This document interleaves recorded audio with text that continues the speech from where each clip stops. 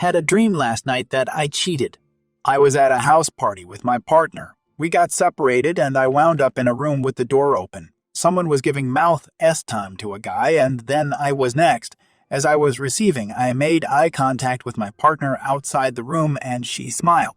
Due to the paranormal nature of dreams, I, for some reason, thought that my partner could not see what was happening due to a piece of furniture obstructing our full view.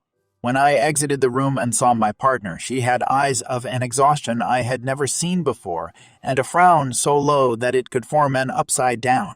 I felt so much remorse that I woke up instantly, and in that moment I was so angry. How could someone do something like this for a year and with over a dozen people and not feel enough guilt to come clean, break up, or stop?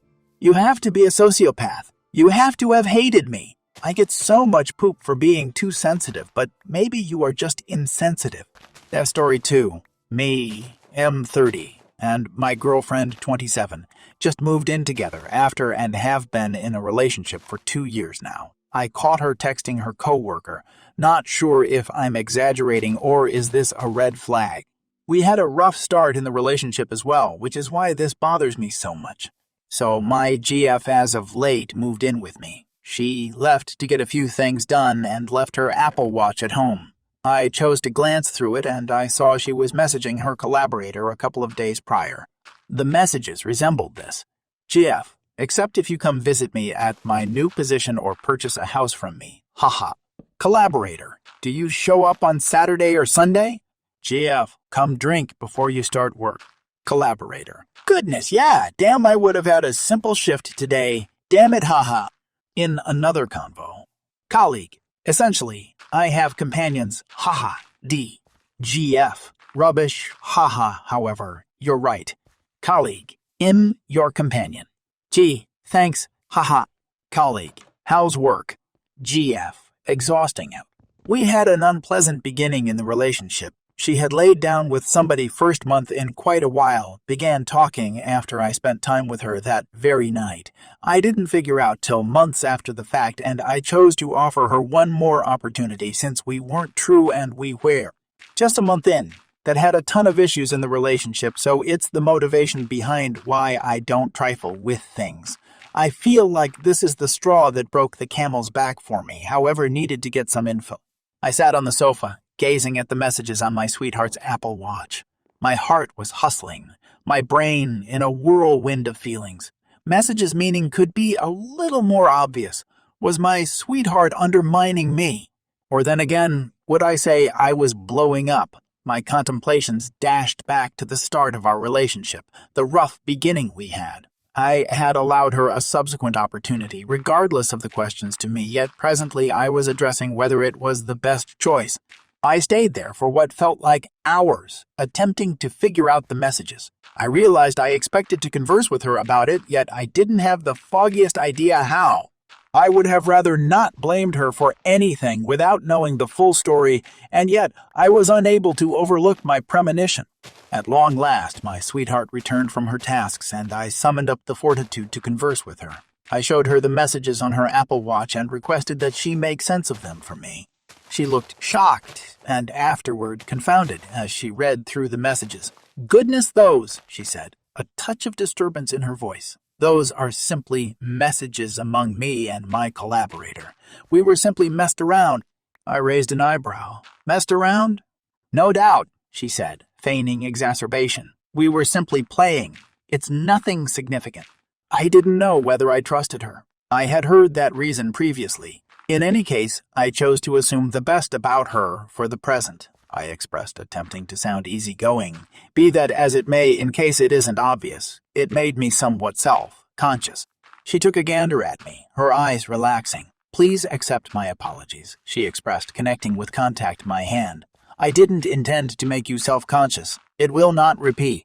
I gestured, as yet feeling uncomfortable, yet not having any desire to cause a battle. We approached our day, yet the episode waited to me, similar to a foreboding shadow. Over the course of the following couple of days, I attempted to put the episode behind me. My better half appeared to be really grieved, and I would have rather not destroyed our relationship more than a couple of senseless messages. However, I was unable to shake off the inclination that something was off. Then, at that point, one evening, my better half got back home from work looking annoyed. I asked her what was off base, and she delayed the slightest bit before at last coming clean with me. "I caused problems at work today," she said, her voice shaking. "My supervisor called me in and let me know that a portion of my colleagues had griped about me." I was shocked. "Griped about you? Why?" My sweetheart peered down at her hands, staying away from my look. "They said that I was overall excessively cordial with one of my colleagues," she said, her voice scarcely over a murmur. My heart sank. I knew promptly who she was discussing. "The equivalent colleague you were messaging?" She gestured, tears gushing in her eyes. "I didn't intend for it to be anything over messed around," she said, her voice breaking. "Yet, presently, everybody believes I'm undermining you, and I don't have the foggiest idea what to do." I stayed there peacefully, experiencing a blend of fury and bitterness. I had thought that something was happening between them, yet presently it seemed like my most exceedingly terrible feelings of dread had worked out as expected. I didn't have the foggiest idea what to share with her. However, at that point, something inside me snapped. I was unable to continue imagining that all was well. I expected to defy her about what was truly happening. "I really want to know reality," I said, my voice firm. "Is it true or not that you are going behind my back with your associate?" My better half gazed toward me, her eyes wide with shock. "What? No, obviously not," she said, her voice shaking. "I could never undermine you." "Then what's happening?" I asked, attempting to keep my voice consistent. "For what reason did your colleagues grumble about you being excessively amicable with him?" My sweetheart took a full breath, her hands squirming in her lap. "I don't have the foggiest idea," she said, her voice scarcely over a murmur. "We were simply messed around, and I surmise things went somewhat crazy. Be that as it may, no doubt, there's nothing happening between us." I needed to trust her, yet I was unable to shake off the inclination that she was concealing something from me. "I couldn't say whether I can trust you any longer," I said, my voice breaking. "You've missiled me previously, then this happens. How would I know you're not undermining me?" My sweetheart saw me, destroys streaming her face. "I'm not undermining you," she said, her voice arguing. "Please, you want to trust me. I love you, and I really do never really hurt you." I needed to trust her. I truly did. Be that as it may, the uncertainty was still there, rotting inside me like a toxin. I didn't have the foggiest idea what to do. For the following couple of days, we scarcely talked. The unease between us was overwhelming, similar to a thick mist that wouldn't lift. I attempted to push the episode utterly crazy, yet I couldn't resist the opportunity to feel like I was being stabbed in the back. Then, at some point, my sweetheart came to me with an admission. "I want to let you know something," she said, her voice shaking. "I've been battling with my affections for my collaborator. I would have rather not let it be known to myself, however I assume I care deeply about him." My heart sank. I had known everything along, except to hear her just let it out resembled a punch to the stomach. "What's the significance here for us?" I asked, my voice scarcely over a murmur. "I don't have the foggiest idea," she said, destroys streaming her face. "I love you, however I can't deny my affections for him. I want time to sort things out."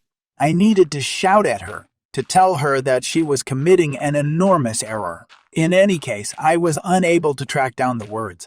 All things being equal, I recently gestured, feeling numb inside. Throughout the following couple of weeks, my sweetheart turned out to be more far off. She invested more energy at work, and when she was home, she scarcely addressed me. I attempted to contact her, to discuss what was happening, yet she would just close down. Then, at some point, she got back home and let me know that she had left her place of employment. "I can't do this any longer," she said, her voice shaking. "I can't associate with him and imagine like all is great. I really want to move away from him." I gestured, feeling a blend of help and bitterness. I was happy that she had gone with the choice to find employment elsewhere. However, I really wanted to feel like it was short of what was needed. Over the course of the following couple of weeks, my sweetheart began to open dependent upon me once more. We discussed what had occurred, about her affections for her colleague, and about our future together. It was difficult, however, we attempted to take care of through our problems. Then, at some point, my sweetheart shocked me with a gift. It was a book about connections, with a note inside that read, "Please accept my apologies for everything. We should begin new." I felt a glimmer of trust inside me. Perhaps we could make things work, all things considered. Over the course of the following couple of months, we began to interface once more. We went on dates, hung out, and talked transparently and truly about our sentiments. It was difficult, yet we both needed to make our relationship work. However, at some point, I figured out that she had undermined me once more. This time, it was with the equivalent collaborator that she had been messaging previously. I was crushed. How is it that she could rehash this to me? I felt like I had allowed her a subsequent opportunity, and she had discarded everything. I faced her about it, and she attempted to deny it from the get-go. However, at that point, she separated and conceded reality. "Please accept my apologies," she said, destroys streaming her face. "I don't have the foggiest idea what came over me. It was a misstep, and I think twice about it to such an extent." Be that as it may, I was finished with her falsehoods and expressions of remorse. I was unable to take it any longer. I advised her to pack her things and leave. She beseeched me to pardon her, yet I rejected. I would have rather not been with somebody who couldn't be devoted to me. It was an excruciating choice, yet I realized it was the right one. After she left, I experienced a blend of rage, trouble, and treachery. I could hardly imagine how she had done this to me once more. I had allowed her an opportunity to vindicate herself, and she had blown it.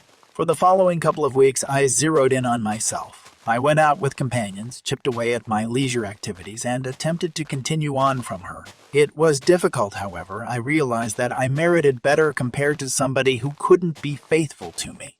In the interim, my ex's life began to twisting crazy. She lost her employment, her condo, and her companions. She was a wreck, and I felt frustrated about her. However, I would have rather not engaged in her concerns. I needed to zero in on my own life and bliss. Months passed, and I gradually began to recuperate. I went on dates, met new individuals, and began to feel such as myself once more. At some point, I ran into my ex at a bistro. She looked hopeless, with dark circles under her eyes and unkempt hair. "Hello," she said, her voice scarcely over a murmur. I gestured, having a blend of sympathy and outrage. "What's going on with you?" I inquired. She shrugged, peering down at her feet. "Not extraordinary," she said. "I wrecked everything, and presently I don't have the foggiest idea what to do," I murmured, feeling a twinge of compassion toward her. Be that as it may, I really wanted to feel like she had welcomed this on herself. "Please accept my apologies," I said, my voice cold. "Yet I can't help you. You pursued your decisions, and presently you need to live with them."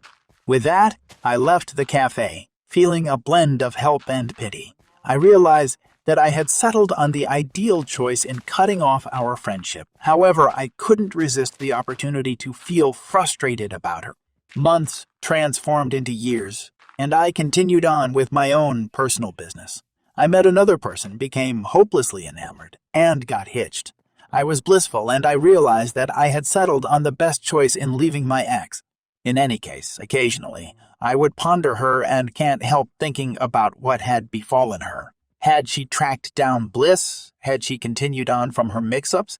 I never found out, and I couldn't have cared less. My life was loaded with adoration and euphoria, and I realized that I had pursued the best decisions for myself.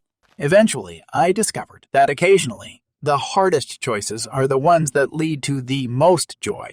Eventually, I discovered that occasionally, the hardest choices are the ones that lead to the most satisfaction. Furthermore, I realized that I had pursued the best choice in leaving my ex.